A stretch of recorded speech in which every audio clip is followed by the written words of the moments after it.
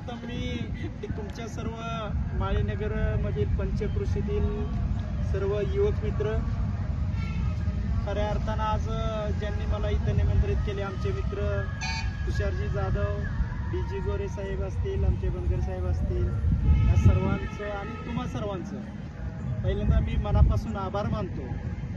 आणि गेल्या आठवड्यामध्ये आदरणीय अजितदादांनी राष्ट्रवादी काँग्रेस पार्टीच्या प्रदेश उपाध्यक्ष ओबीसी विभाग महाराष्ट्र राज्याची जबाबदारी माझ्यासारख्या सर्वसामान्य कुटुंबातील चळवळीतल्या कार्यकर्त्याच्या खांद्यावर दिलेले आणि तुम्ही सर्वांनी ज्या दृष्टीने ज्या अपेक्षेनं माझा मान सन्मान केलाय, तो मान सन्मान आयुष्यभर टिकवण्याची जबाबदारी इथून पुढे माझी आहे।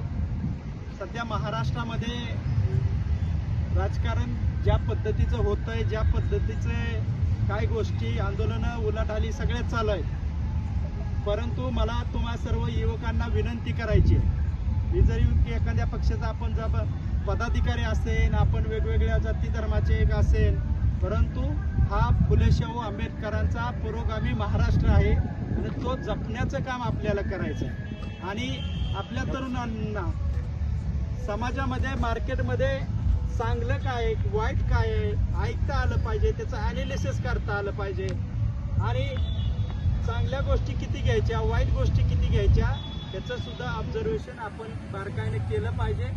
आणि इथून पुढच्या काळामध्ये तुम्ही आम्ही सर्वांनी जाती धर्माच्या पलीकड, पक्ष भेदाच्या पलीकड सर्व युवकांनी या महाराष्ट्राला जपण्याचं काम करायचंय।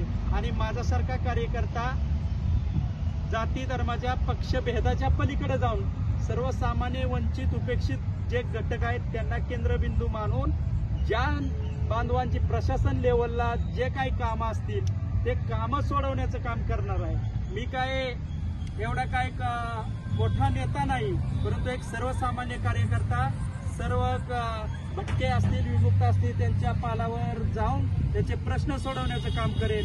माझा गोरगरीब मराठा बांधव असेल त्यांच्यासाठी सुद्धा खांद्याला खांदा लावून काम करेन।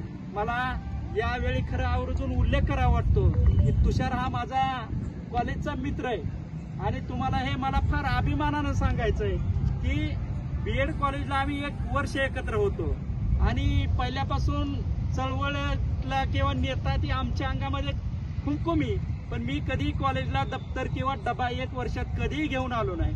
पण 1 वर्ष तुषार हा माझ्यासाठी 2 चपात्या घेऊन येत होता आणि आपण संपूर्ण 1 वर्ष तुषार जाधवचा डबा मी खाल्लेला विकेल, किंवा आम्ही मित्र आहोत। असं मित्र असेल, ही समाजातली समता बंधुता टिकवण्याचं काम आपल्या खांद्यावर आहे। आणि म्हणून येणाऱ्या काळामध्ये राजकारणाच्या ठिकाणी ठेवा, इलेक्शन 5 वर्षातून एकदा येतात तेवढ्या पुरतं करा, पण आपल्या स्थानिक परिसरातील पंचक्रोशीतील जो ओलाव आहे, जो आपल्यातली मित्रता आहे, बंधुता आहे, सर्व महामानवांच्या जयंती असतील त्यांच्या कार्यक्रमाचं एक आचरण आणि आपल्या हृदयामध्ये, आपल्या मनामध्ये 100% झालं पाहिजे।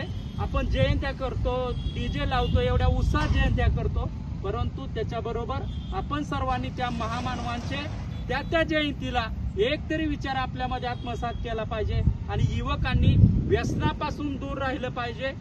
तेवढी फार मोठी गोष्ट आहे। एका व्यसन करायला काही वेळ लागत नाही, क्षणिक 5 मिनिटं लागतात, पण खरी धमक बिगर व्यसनी राहणाऱ्यामध्ये असते। आणि मग जेव्हा आपण आपलं स्वतःच्या मनावरती, शरीरावरती कंट्रोल करू, त्यावेळेस या युनिव्हर्सल मधलं, या सृष्टीवरील पॉझिटिव्ह गोष्टी खेचण्याची आपल्या शरीरामध्ये क्षमता तयार होते।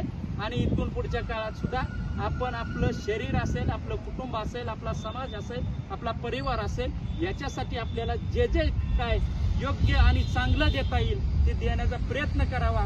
तुम्ही जो माझा मान सन्मान केला, नक्कीच आज मी भाषण नाही करत, पण तुम्ही एवढे तरुण दिसल्यामुळं मला ते राहत नाहीये, परंतु येणाऱ्या काळात सुद्धा मी तुमचा ऋणी राहीन। आणि पुन्हा एकदा तुम्हा सर्वांचा आभार मानतो आणि थांबतो।